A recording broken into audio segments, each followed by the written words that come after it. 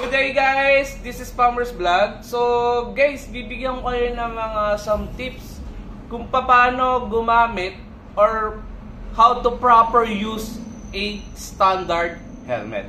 So number 1 tips. So guys, number 1 tip, balaklava, syempre.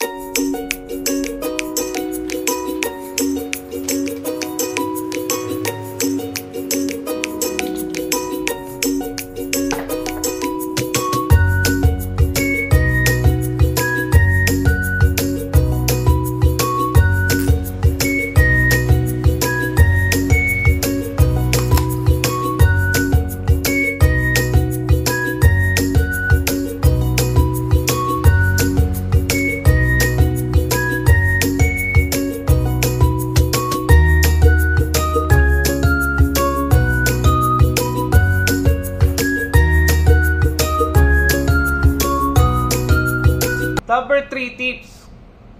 Kung kayo makakabili ng isang standard helmet, sigurado naman meron siyang dust bag. So itong dust bag na to guys, dito nyo lalagay yung helmet nyo pagkatapos nyo gamitin.